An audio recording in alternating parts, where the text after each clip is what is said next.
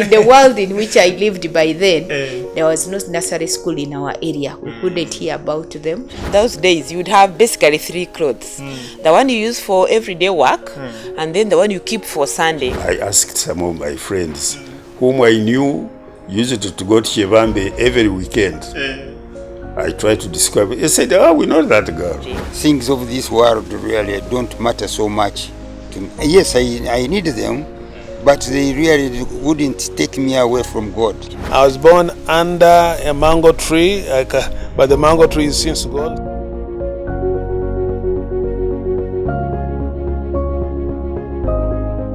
Weeping may last for a night, but joy finally flashes in the morning.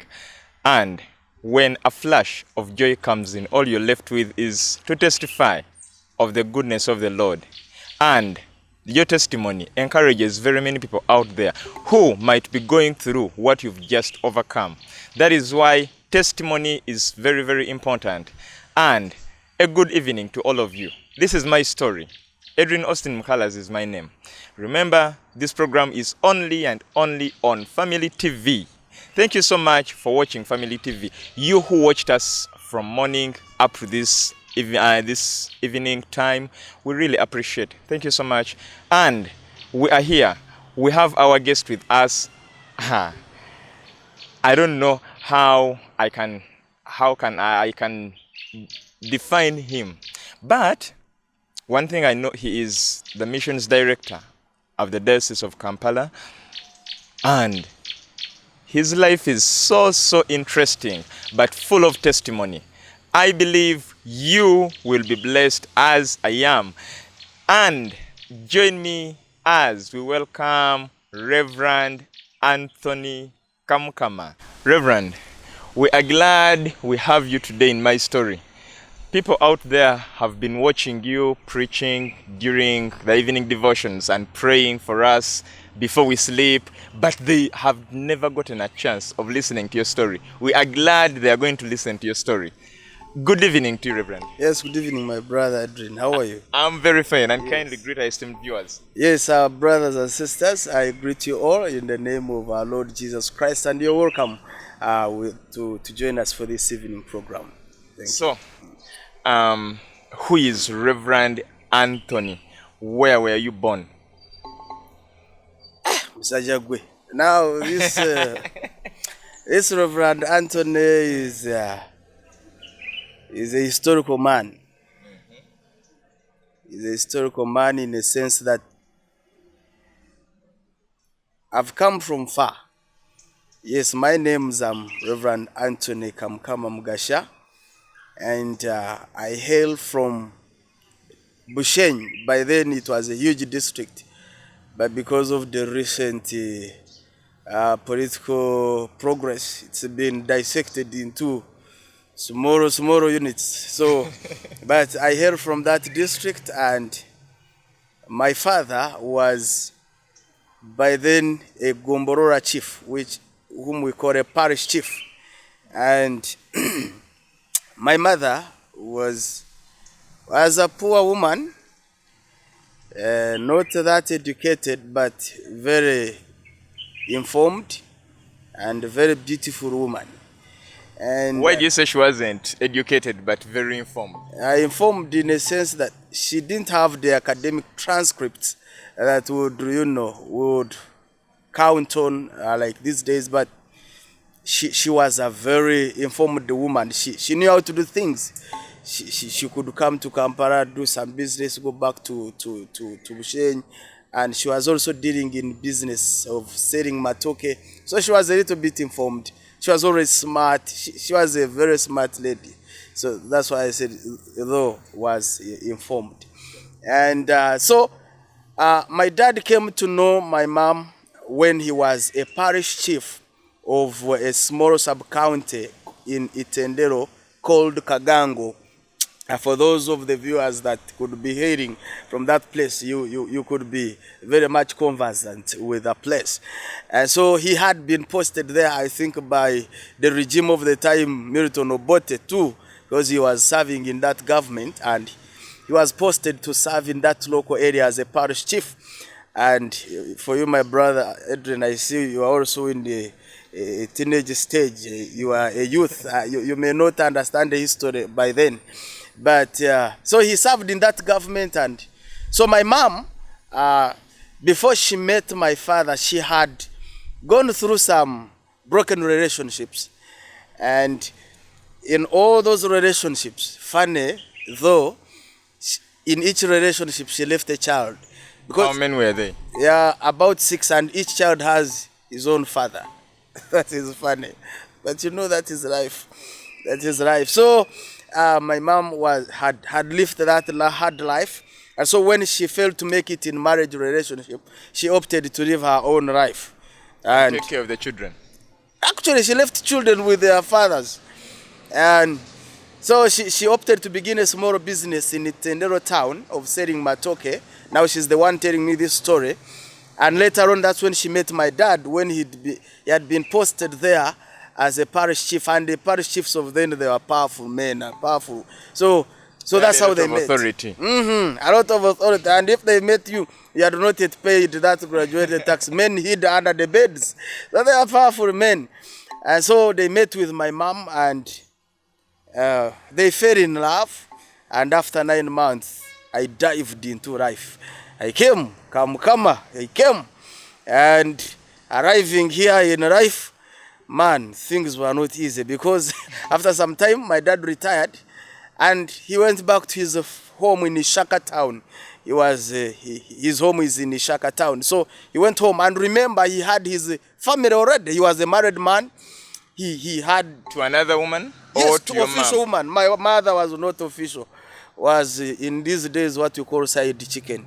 So so by then, so my dad retires and goes back home. And he has a family, he has his official wife wedded, and he has actually his sons and daughters who are already married. He has already grandchildren, because some of his grandchildren were older than me. And so, Grandchildren? yes, so my father were older than me, his son, the last born now. So what happens is I stay with my mom, and when my mom tells me that when I was around 2-3 years, then she carries me to my father's home setting. And my father denied. Said, I don't think I was the only man using you. Regardless of the head, the thorax and abdomen resembling the bigger insect. The bigger insect denied the smaller insect, including the spiracles. They were the same. So life can be funny, my brother. But what is amazing, when I came to Christ, what I have come to learn is that we do not happen by mistake. We do not happen by chance. In Christianity, there is nothing like chance. No, everything is divinely decreed. So the Mzee rejected, and so my mom made a U-turn. We came back to Itendero and stayed with me, and we started managing life. So history was repeating itself. She now has a 7th child of a different father. Yeah, a different father. Actually, the 6th. We are 6. Oh, the 6th. One is gone, so the 6th child. And so we begin now, we settle with her, and then something happens. We cannot now, business cannot work, because she's not dealing in the big business of selling big branches of matoke. She was selling jetuite miera wano mu Ruganda, those small pieces, jeru 10, 12, you know, that kind of life. And those days they used to sell jebitano. yeah, they would okora nusuru 10 for you to be able to earn 2,000 a day. It was not easy. And so you can imagine that life. And so we cannot even manage to pay the rent, the smaller room. And so we shifted to the remote area, the remotest, where we could at least afford a room at 3,000 per month. And you can imagine. Which year was that? Do I even remember there? I think it was around 1988, 87, 89, around there. And so life was that hard. And so we shifted, and the house we got of 3,000, those are the likes of set on your marks and almost collapsing, you know. But when it rains, you're on tender hooks. Man, hey, don't remind me those days. So, but somehow we survived. So we got this car house, and my mom now shifted in business. So she started a bar business. We are selling all the local brews, the Waraj, the Kwete. Those are local names. I can't. Could it earn her more money than the one she was getting from the Matoke business? I'm not sure because I don't know how much she was getting in Matoke business, but I think at the moment such business made us survive. And so we started doing that, and it was another story because old men come and they are stocking at a small house, and they are drunk and the noise in the night, and some of the men are also benchmarking my mother. They are screening her, and some of them are trying to con her, and some of them presence. Yes, some of them pretend to be drunk, and then they want to stay in a house, and they want to, because she was also drinking, and in the whole group I'm the only one who is sober, because so it was a funny experience, because my mom also Orwembera, because of the conditions she started drinking, and she would drink so badly that she's drunk, and I carry her as little as I was, around 5, 6, 7. I carry her into the Casimoro room, and I continue running the business in the night, measuring for people into those measures, Kajogo for Bibirik, another level for 400. Had she taught you how to do it? Or Yeah, you she had. taught yourself? She had, and of course, naturally, me, I'm a quick learner. Yeah, I have come to appreciate God for that gift. Naturally, I'm a quick learner. So, as we share the story, I will tell you some of the things that I've just learned without getting formal training. So I learned, and I started managing the business and selling to people and getting the money, and in the morning I give the money to my mom, because me, I was already sober. So I was trying to drink a little, but I would remain At that sober. age? Yes, I used to try to drink, but was it the order of the day that if you're to sell effectively, you have to also take? As you accompany this one's taking? it is like we have this proverb, in Yankore, that if you are going to steal as a mother or a father and you are carrying a baby at the back, trust me that baby will be more senior than you. So now if I'm dealing into business, there is no way I would survive. I didn't need anyone to train me. So that's how. So my brother life continued like that, and things weren't really good. Especially there is some scenario that I can't share here which happened to my mom when we were doing that business. I can't share it. It's painful, but it was a rough story. But God kept us. God kept us. Unfortunately, in the presence of such circumstances, I didn't have an opportunity to go to school at the early stage. But had you started thinking about school, much as you didn't have any opportunity? Yeah, I really loved to school. I loved to study, but my mom, every time she told me she didn't have enough money to take me to school. And you remember, I don't think even by then fees was expensive, but she didn't have the money. The little money we would make in the bar was to buy us food, pay the rent, and life continues. And sometimes we couldn't get enough money from the business, because that bar on the local level, it was not making money. So we would sometimes close and go to work in people's banana plantation to weed, and you go report by 7, and by 4, then you leave the gardens. They give you some bunch of matoke. So sometimes the bar didn't actually support us fully, so we needed to do some extra work to survive. And so in that process, my mom gets in a relationship with some man who was dealing in matoke business from Masaka. He was a Muganda man. And so this Muganda man met with my mom, and they fell in love. So later I saw my mom protruding. She was pregnant, and I was not happy because I was seeing the way we were suffering. So I didn't feel comfortable.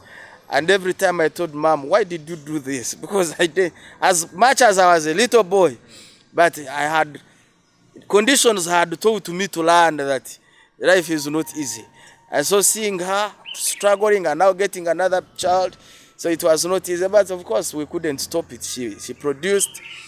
Unfortunately, later on, this boy dies.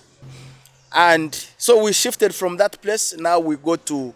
But did she keep in contact with the father of the baby?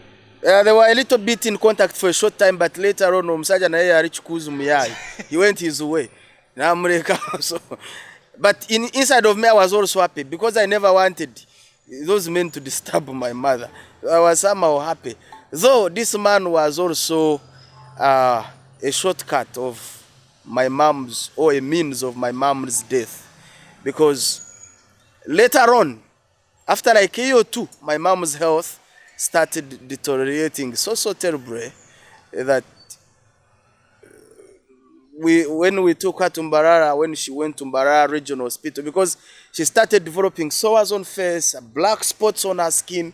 When we went for medical checkup, we discovered she had acquired HIV virus, AIDS, and the doctors tell us that it had actually gone in higher stages. She couldn't begin on ARVs, and there's some stuff they gave her, and I think she had also gotten tired. She could not swallow those tablets, and so her life became so painful, and so we didn't manage to stay in this place. So we shifted to Mbarara town.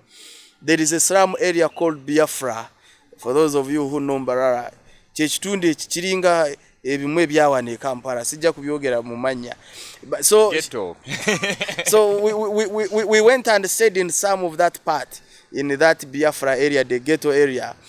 And so we managed to get a room, also loopholed roof, and but somehow habitable. With your mother? With my mom. And so we stayed in this room, 5,000 per month. But man, raising 5,000, it was also not easy. It was tough. And so what we would do, we would cross. There is a place called Ruharo. It is like the Muyenga of Kampala. Koki kafa kabera mu bari bazirwanako baziwezako. Abakolamu. Abakolamu. So we would go and force ourselves into Abagaga's homes and ask for some work. I think by then I was around 8, 9. Ask for some work. You had not yet gone to school. Yeah. So we asked for some work, and so they would give us work. But they had big banana plantations. So we would go and weed, work in their gardens, and they give you a bunch of matoke. And now that my mom's health had deteriorated, even working, it was hard. You would see her paining. She would be weeding, and she says, Kamukama na famwana wanje ni nshasha. Literally meaning, my son, Kamukama, I'm dying, I'm paining. And so she would say, I have chest pain, back pain. So she would lie down, Ngaturumu Gardens, she lie down, and then I come, I step on her back. So she would say, if I step on her back, she would feel a little bit relieved. And so, as the of massaging, traditionally. That traditional means. So I would get on her back, but also mpurira mundanga sagara, because I would feel like I'm killing her. But first she's telling me she's feeling well when I step at her back. Remember, we are in the gardens working. And then after doing some partial massage, then we began and resumed the work. And so it was a terrible experience. And later on, we would go home. Of course, she couldn't manage to carry. We would cut the bunch of matoke into pieces. I keep taking a piece until I take it home. So we would cut it into clusters. The top fingers, we would cut those big clusters and we sell at the veranda to get some money to pay the rent. Then the lower part, we would eat for katogo and just survive on that. So life was like that until when my mom's life couldn't stand any longer. She passed on, and one of my brothers from Ibanda district, where his home was, came and picked her and took her, and we buried her there. And I stayed at my brother's place for some time, but life was not good. So I escaped. I decided to go and live on my own. And that's when I went on street in Ishaka town. I started living on street. And life was also not easy there. Then I was on the street for a short time. Then I met a man who was from Bweranyanji, and I told him my story. So he helped me to join primary. So I joined deep in the village. There is a place called Wera. Those of you people who know Chizoba, that side. And so I started primary from Wera primary school. Then actually, how old were you? Man, I can't figure it out. As long as I know, I was old. And so even when you see me trying to battle with this second language, man, I'm trying, because I joined when I was old. And so I started, and I think I started in P1B, pressed P1A, P2, and I continued. So after some time, these people shifted from Wera, they went to Ibanda, they bought a bigger piece. Because the ones who had taken you to... Yes, to take care of me. They had many children. They had about 10 kids. So the smallest place they had in Bushenyi was small. So someone connected them to Ibanda, and they bought almost a big hill when they saw their small piece here in Bushenyi. So they are in Bushenyi, so they were able to buy a big piece in Ibanda. So we went, because this is the family now I know. Back in Ishaka, Muzei Yechanzi. So I moved with them. So we went to Ibanda, and I continued. So I finished P7 in the year 1999 with them. So in Ibanda, and they had a big piece. We'd wake up by 4 in the morning, we go in the field, we dig. By 7 we wash our feet, because there was no bathing by then, just washing the feet. We put on a little uniform and go to school. And the producers of work, they would sell them in the market, and that's how they paid my fees. Yes, so I was hard working. Oh, they were even paying the fees. I thought you were studying for free. They're only giving you accommodation. UPE had just come, but even when UPE had come, we would pay some money at school. So presumably they would sell and pay that contribution we had to give at school. And so life continued. I finished P7. Now when I finished P7, this family sat, especially the woman, brought the idea and said to the husband that, you see, Anthony is growing. And the community here think he's our real son. So if we stay with him, which means we are also responsible to giving him a piece of land. And you know, with the African attachment, a man is a carrier of the seed. So I know kubera kuristi.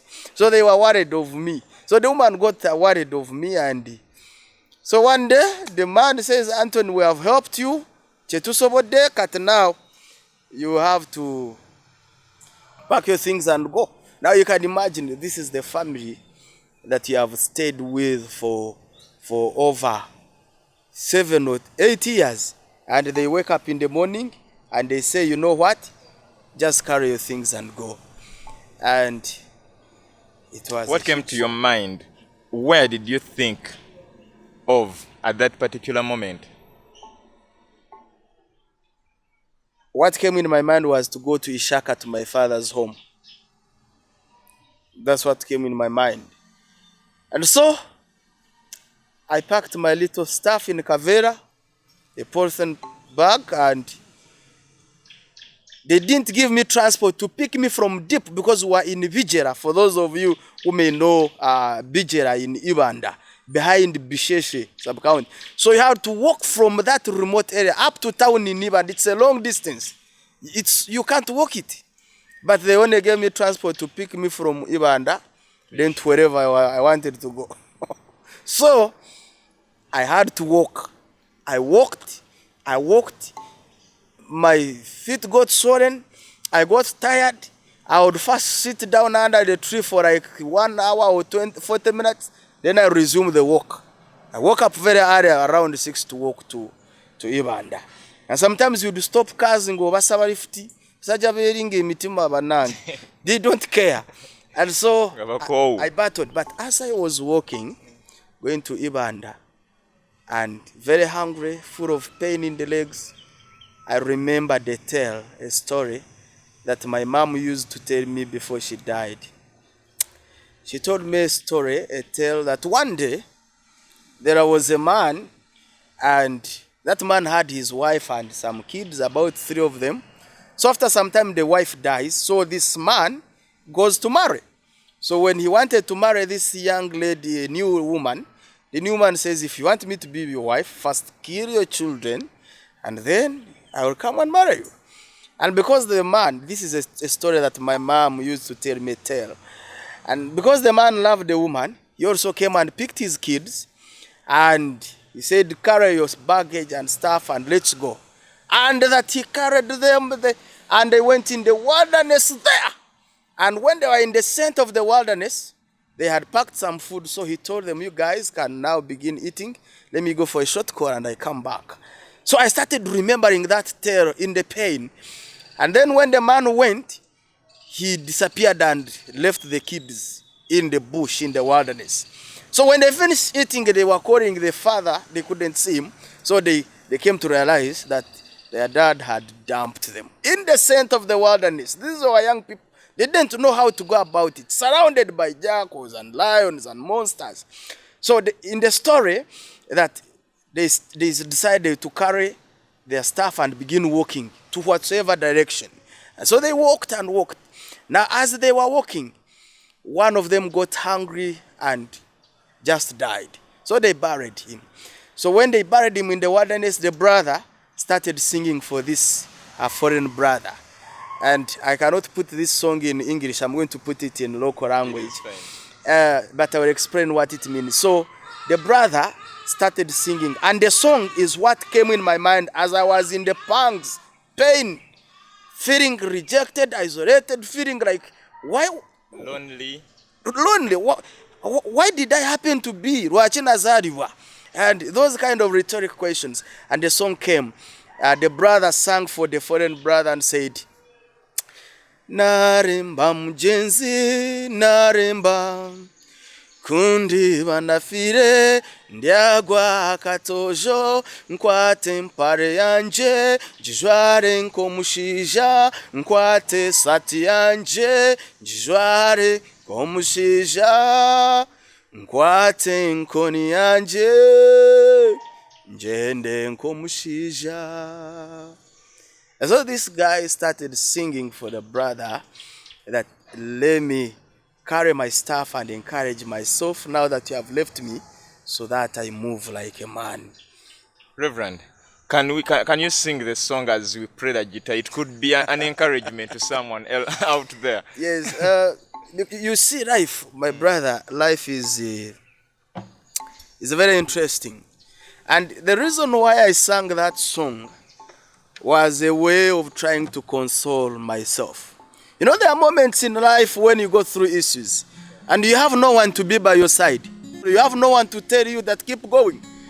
There are moments when you need to encourage yourself and so decide to move forward.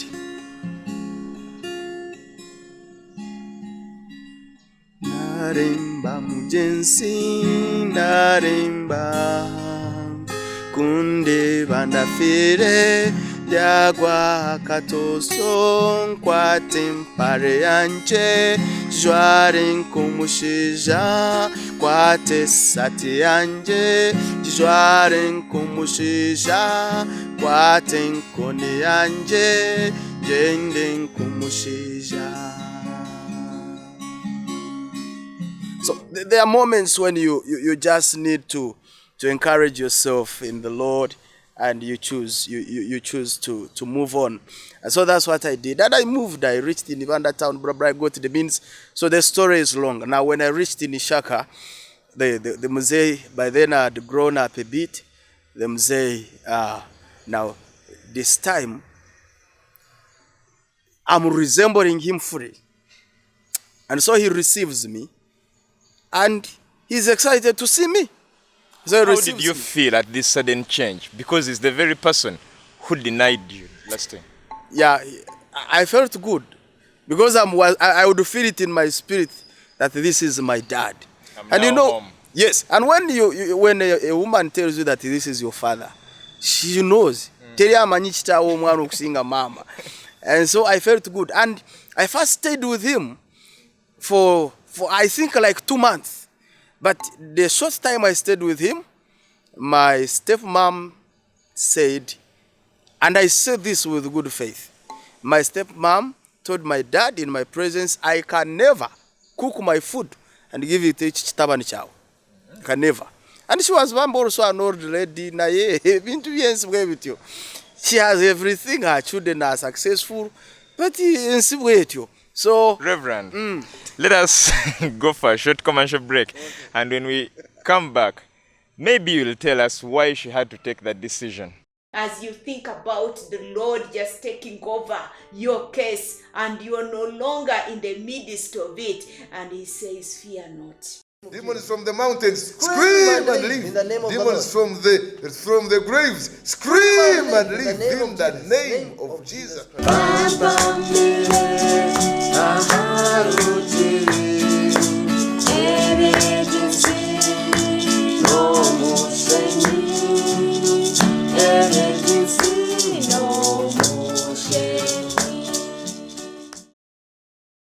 Welcome back from that commercial break. This is my story.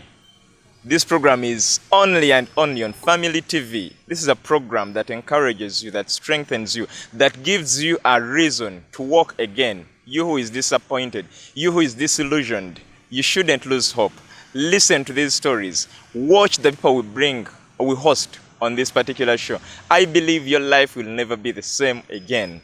Edwin Austin Mukalazi is my name. We are with Rev Anthony Kamukama. He's taking us through his story. Reverend. Yes, sir. Your mother has said, the stepmother has said she can never cook food, yes, and give it to you. Was it because you were a stepson, or she had some other reasons, or because you resembled your dad? Now, before I tell you that, there is this song, I'm going to give just a chorus, which always encourages me and comforts me as a minister.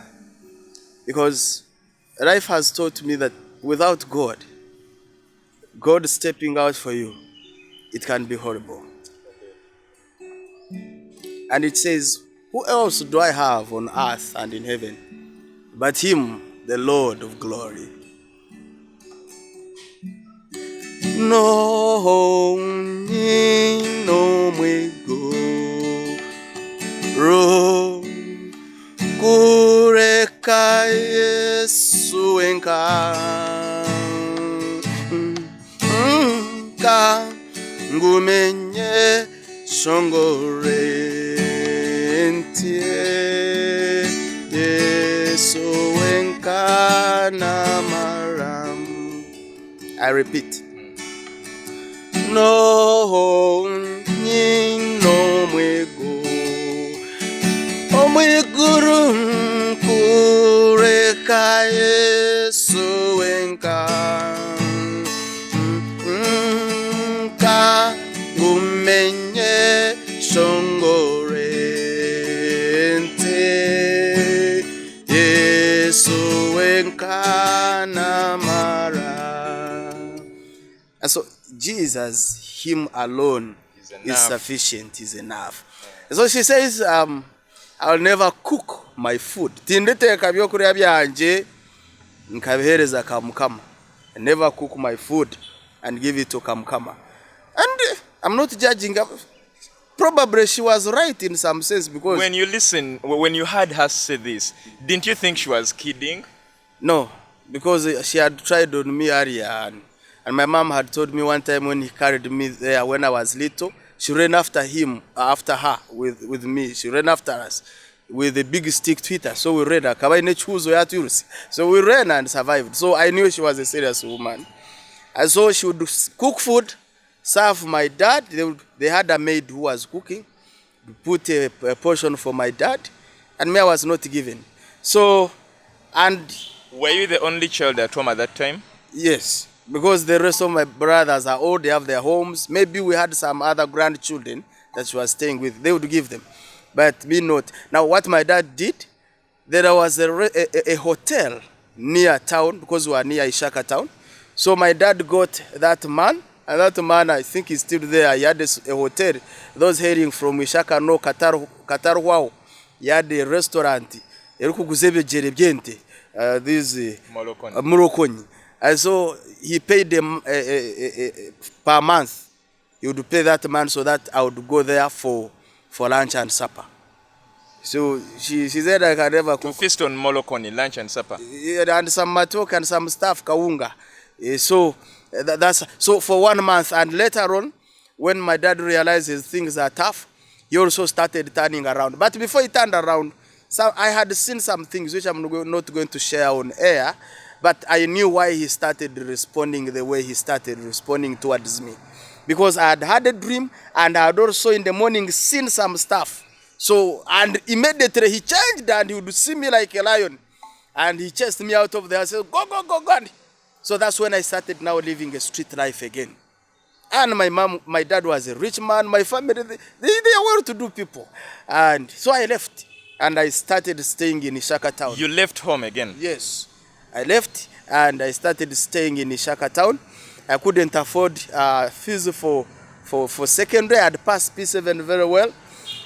With the second grade in those third world primaries where I went, I maneuvered man. So I stayed on street. I started picking food from dustbin.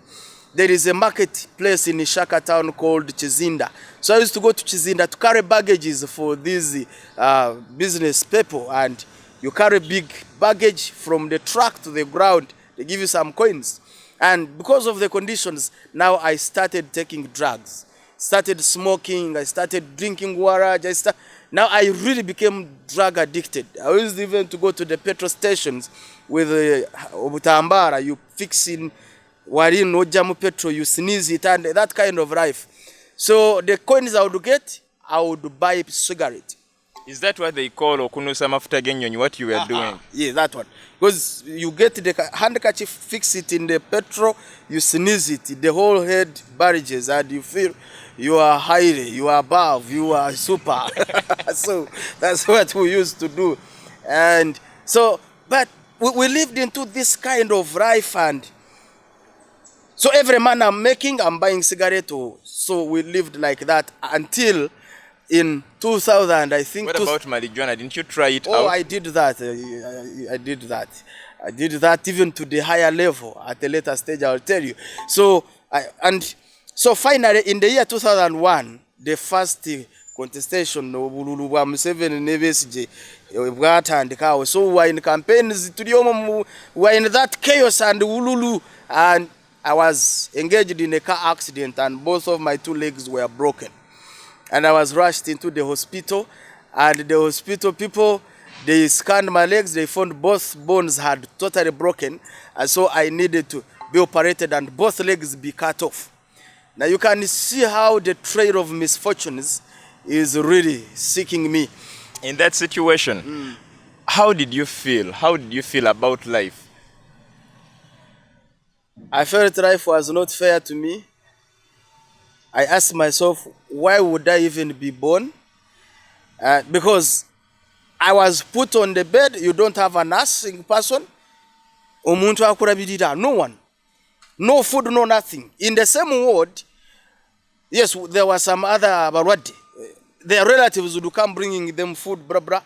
It is only those ones who would give me some portion on their food. Now, because the two legs were broken, they started getting swollen. Plasters. They started getting swollen. And now that they got swollen, negavunda, the skin started getting rotten because the blood flow could not happen in the lower regions where the breakage had occurred. And so the legs got swollen big and they started smelling to the extent that the people are feeling uncomfortable. They were not comfortable because the stench was bad. And so they opted to shift to other wards. And in economics, we call that monopoly. I monopolized the ward. But that was not good because I'm monopolizing. And it wasn't your fault. I have chased away the people who are giving me some food. Yeah, so now I'm alone, but no one to support. And one day, the doctor walks in at my bed and says, Anthony, we have tried our best to save you, but we can't. So we are going to refer you to Mbarara Regional Hospital, and that's where they have the equipment that will chop your legs off, two of them. And he says, I have realized you don't have someone to help you, don't have a relative, but I have connected with a doctor in Mbarara. After they operate you, they will give you a free wheelchair. That is the offer we can make. Well, that sounded like an offer, but to me it wasn't making sense because I began imagining, how on earth am I going to survive? Now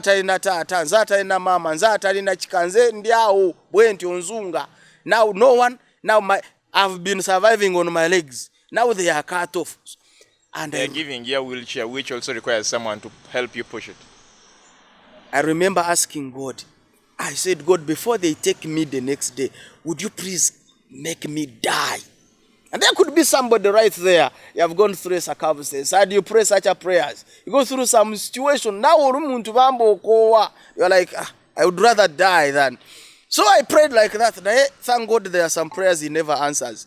Because if he answered, I wouldn't have met you wonderful guys from Family Television. Indeed. I've been a blessing in many people's lives. Many people wouldn't have been blessed if I. So thank God he never answered that prayer. And then he answered differently. There walked in my ward some old lady, and she found me crying at my bed, and she said, young man, what? Tell me. And I started telling her my story and how they want to cut my legs. And she said, no. We know people who can work on your bones, nebaga yunga, without necessarily cutting them. And this old lady was used it, and she got a man. This man came, he hired a car. They brought the car and parked it at the entrance of the hospital. They knew they are not my relatives. So if they ask the hospital management, they will not allow me. So they came and so. Now, how did you feel when they were taking you? I never cared because after all I was half dead. So and you had even prayed. Yes, so I thought. So I never cared. So they came. Some two men, they carried me. And now you know, because the bones were broken, when you carry me, bones twist into the rotting muscle. And the pain was too much. So I started shouting, oh, and they touched on my mouth because they knew the doctors are going to capture them. So they caught on my mouth and in the car, and we went. And God used these people. But Reverend, they're taking you. Was it an offer? Was it free of charge? Or there was a charge? I didn't know. And I didn't want to know. What I wanted to see is some change happening. Carry me from here and take me wherever you want. So they carried me and we went. And we landed in a place called Bubari. We landed in a place called Bubari, and we found a man. He's recently passed on, Muzeiru Waziringa. May the Lord rest your soul in eternal peace and have mercy upon your soul. That man was used by God. You know, God gave wisdom to Africans. That man, that man teyakozesa dogo. Nsimanyi aja kuyunga oli mutawuni ya kuyungira wano. No. Amenye okugulu kwenkoko. No, he would do it on you right there. You would go, and I know the herbs even he was using. Those of you abanyankore, you know kutukumwe. Nakashakakati. You pick it, he pound it in the mortar when I'm there, he mix it with ghee. Omuzigo gwinti. And he brings the lezo bread, he cuts the swollen legs into, he puts many cuttings. And then he would put these herbs on fire, and then he smear my leg with the muzigo gwente, the ghee. And then he brings these hot herbs and he presses the muzigo on my body. And the muzigo would melt into those cuttings and they help to ooze out the clotted blood. And he made the skin to die and be small. And then he started working on those bones. My leg was as big as this finger. Because the muscle died. He used to burn the muscle. And then he started realigning the broken bones. There was no magic, there was no sorcery. I saw the man and he did it. Was the treatment residential, or you used to go somewhere and then come back the following? Man, you are using heavy words like residential words. Those words were not common those days. The man put me in his small. I was staying actually in their kitchen where they used to cook from. They got to me some place near the fire. That's where I laid. But are they giving you some food? Oh, that man, his wife Narongo ahorumukama kwerezo mugisha. You know, there's some women who can give hope. There's some women who can kill. I pray that you can be a woman who can be a source of hope. So, this woman Narongo, when they cooked food, they gave me a portion. Because these people, when they brought to me, they went their way. They even never paid this man. They just went their way. And the man was stranded with me. So he had no option but to say how to help me survive. And so he started working on me. It was a tough experience, I can tell you. Very tough, very complicated, painful. Burning me, cutting me, those things were not easy. I was down for a full year. I couldn't sleep on my sides. I had to sleep on my back. Because when we try to sleep on the sides, bones twist and the pain is too much. They would even make noise, you would hear them. They were shattered. So I had to stay at my back in one position, and the legs are supported by some staff. You would put some staff to support them. And now there was a problem. I would do this. They would give me some food to eat, but then when time to pass out was hard time.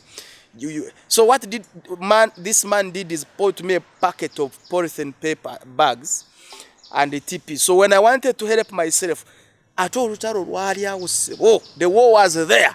Because I'm alone in the room. So when you want to help yourself, turning is hard because bones are. So I would stand a little bit and you are not seeing there. Remember, I have no one right there to help me. So you push the cavera in some position and you assume it is placed in the right place. And then you release the missile. And now, man, and sometimes the missiles would land on the ground and you turn and you fall on it and it bursts on you. And so even the whole place was smelling bad. But God used that man. Who was transferring this? So when I would finish, I would tie it and I throw it in a basin it was near. So when he comes in the evening to work on me, he would take out the basin himself. That man, may the Lord bless his soul. I visited him recently before he passed on, and I was blessed. So I want to thank God that he used this man, and he worked on me. He worked on me, and finally, after 1 year, I started now trying to stand, but in walking sticks.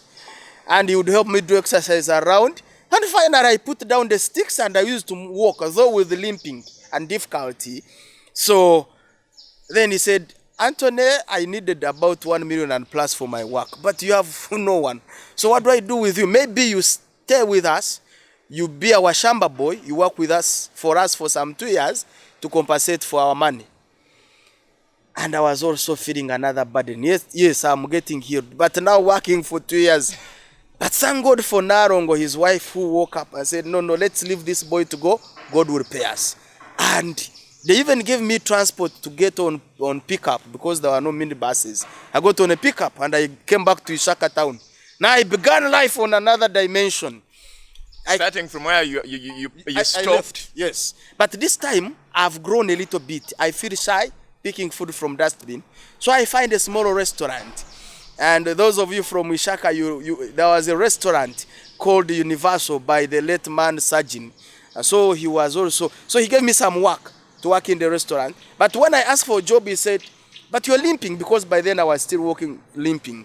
Even these days when I'm walking, some people think the pastor is walking with some swagger. But it's not swagger because my 2 legs, when I healed, one of it is longer than the other.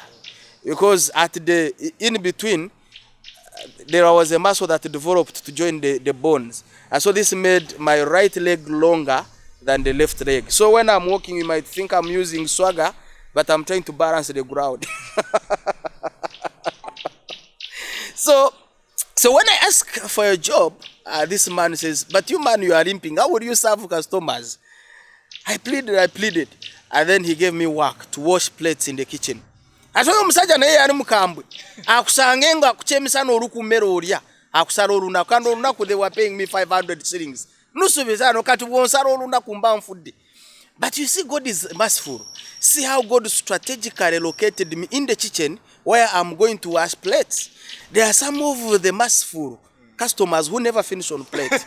And God had strategically located me there that in all means I would survive. So that you may enjoy what the merciful customers. What I did, I started doing the work, and I realized that there are some customers who never live on plate. And they leave some very nice food. Omwa chicken, naliyako bwekati enyama yona nagiza. So what I did, I bought a big bucket, kanusu lukumi.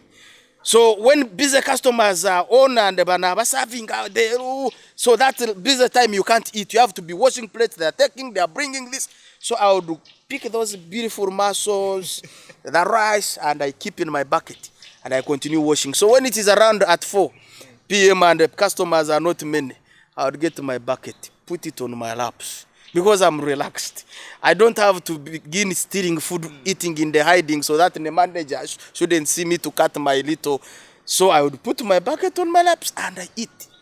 And guess what? Because I had ample time, I would go back through those bones. Some customers have no time to thoroughly handle the bones. So I would go back into those bones and I handle them thoroughly. And I even pick out the sinew. I spewed it out. And that sinew was good for my bones to recover. And because of that, nefuna size no mubira, I became so big. People started calling me manager. But where were you sleeping? And now, that is another thing. So when we would close in the evening, I pleaded with the manager to allow me to stay within. So they would close me in the serving room. I just lay on the table. Nothing to cover myself with like that until when I was able to buy some jacket, I would put it on my legs and I would sleep on the table for about 4 months. So that's how I survived. Then in the morning, that man also made sure I pay for the rent because I would wake up. They instructed me to wake up at 4 in the morning. So I begin peeling matoke for katogo that they would serve the next day. And so that's what I would do. And so I survived like that during that work. So in that hotel, I was there like for a year. Then I shifted to another hotel, which is there right now in Ishaka for Mayor Kamugasha. I served in that hotel. Ishaka people, they know me even when I go back. And some staff are still there. Those I served with in 2003, they are still working in the same restaurant. They are faithful servants. So I got this job in the new restaurant. Still washing plates? This time I'm graduated to washing glasses and cups. It was a big hotel, so you needed to specialize in some stuff. So I started, at least they are giving me... Wasn't it a loss to you because you will not have food anymore? Or they were giving you food? Now in this hotel, it is a little bit classic, so workers are allowed to eat. So I no longer need to eat the remains. So I wash and at least they are giving me 1,000 per day. The other side, I was getting 500 shillings. So it was a little bit of a promotion. Now I'm able to rent a room for myself for 5,000. And the story is continuous. But I thank God that He watches on my... But at that time, I continue now drinking so badly. Waraj and all that, drinking, smoking. Because I have money. Now I started going into clubs. Now I started engaging into sexual morality with the small girls of my age. Mukama Nzije Wara. The grace of God has been very sufficient, and so I thank God that He watched over me. Now, when I worked in that hotel for some time, I met a Hajj, a Muslim, Saja Muslim. He had a big bakery in Chenjojo district. So he was looking for boys to go and train to make mandas and bread and so on. So he landed on me. He said, how much are they giving you? I said, 1,000. He said, for me, I'll be giving you 2,000 every day. So we made the deal. I left the job. We boarded the bus. We're in Chenjojo district, in Katoke, deep there in Mwenge. And we went, and me, naturally, I'm a quick learner. I learned how to make mandazi. I would make like 5 cartons alone, which should be pounded by a machine. I would pound with my hands. And then I found a neighbor who had a big plantation of injaga, marijuana. So I would pick my leaves, dry them. Nkore chogoto no muchimanya banyankora, I would make a roll, musokoto, and I smoke. When I've smoked and the head is big, I have that abnormal energy. I would pound that stuff, that dough, and pound it and do the work. And so I worked for him for over 7 months, but he never paid me anything. So one day, I wanted to fight him to get my money, because I was planning, if he gives me my money, I go and begin my small outlet bakery, precisely making mandas, because I saw I was making a lot of money for him. Because a carton would buy it at around 20,000, and with all the ingredients, it would go to like 30, but I would make, and he gains like around 60,000 in each carton. And the man was not paying me. So one day, I smoked a lot of the weed. I wanted to handle him amicably. But I think this time I took too much. When I had taken it, then I saw my head was on the ground and my legs were up swinging in the place. And I started crying, calling the fellow workers, please come and help. Put my feet on the ground, because my feet are up. And they were saying, but your feet is on the ground. And then I couldn't hold it. I lied down and I kept crying. I think that was the day I was going to run mad. The Lord made me survive, and I survived narrowly. So at some point, this man didn't pay me. Instead, when he realized I was rough, he called the police and said we had stolen his money. The police took us. Those were very, very terrible guys. We were beaten to death with some other workers, put in prison for 7 days. On the 8th day, we were supposed to appear in court. But God intervened miraculously. We were discharged and I left Chenjojo. He just gave me only 20,000 of about mitwaro ngana, yampa ako mitwaro ibiri. I just used it for transport and came back to Ishaka. Life was rough. I couldn't go back to the hotel. My place was already taken. So I found a man who had, and that man is still there in Ishaka. We wish him a man. Ahor Mukama. May the Lord bless you. So that man had a small pork joint. Not these modern pork joints in Kampala. Those very dirty ones in the area, in the suburbs. And so he gave me work. With papyrus. So I started frying pork for the clients. You are in that small hut with the smoke of the fire, the whole place, the t-shirt, the chipara is oily, the hands are oily, the face is oily, you are shining. It was really a fun experience. So friends, I want to thank God that He's been faithful. So I started working in that hotel, pork joint, and He was giving me 1,000 per day. And life continued. And after some time, there is one day which also started changing something in my life. A father brought his daughter and the son. The daughter was around 14 years, who are of the same age. By that time, was around 14, 15. So they came and they ordered. I started frying in the kitchen for them. And no matter when I'm frying for customers, I always made sure I tithe every. So you pick like 5 pieces on what, and I think it also made me grow big and a huge guy. So I started developing those bad manners. Now, this dad, when he made an order, 1 kilo, the daughter came and they kept near the kitchen watching me, whatever I was doing. At some point, I was not happy because they could not allow me tithe their order. But then they started engaging in a conversation. We were of the same age. The young girl started speaking to the brother in some nice English. Now remember me, a P7 leaver from third world schools, I couldn't speak any sensible sentence in English. And I started admiring. And what made matters worse, this girl was beautiful. Kati mubutuma kwange ningamba, kana akawala singa nkapanga. Kaiza kubera ka girlfriend. Nebwe kata niko okusokota oluzungu. Ngamba, we are not matching. And that killed me. I saw that I'm of substandard. I don't match her. Yet she's of my age, but I cannot say a word that I love you because I don't know her English.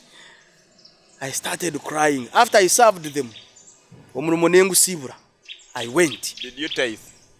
No, they couldn't allow me because they stayed there for the security was tight. I was very tight. So now what happened? I left and I started looking for a school. So it is not, because I left P7, I finished P7 99. It is now 2004 when I got Chibingo Girls Secondary School.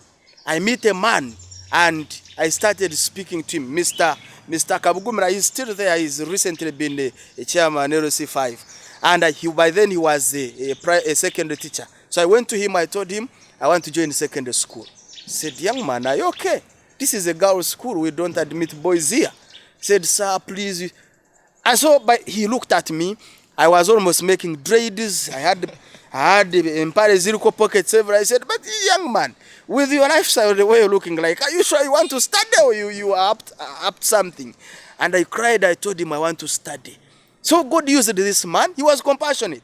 He said, but you need to believe Jesus. He's an evangelist. Though he was a headmaster, he was a born-again man. Even now he is. And so he said, you need to be born again. And because me, I wanted to study, I lied. I said, yes, I accept. But me, I wanted some space in the school. And so it was the holiday of 2004. He gave me work. He had a portrait project for the school. So I started taking care of birds and taking care of the compound, slashing it with a slasher. And so when the term began, they gave me uniform. I got in class with the girls. So that's how I joined the school. Reverend. Yes. At that very point, when you have now put on a uniform, because since you told us you're now big, you're close to a man, and you're entering a girls' school. You're sitting in class with the girls. That is where we shall start from next time. Thank you so much for watching. This is indeed an amazing story. You shouldn't miss the second part of this story next Sunday. Edwin Austin Mukalas is my name. I've worked with Jonah Jal, the producer, Bantam in transmission, Brenda T. Jakira on social media alongside Tony Santo, and Good night. May God bless you.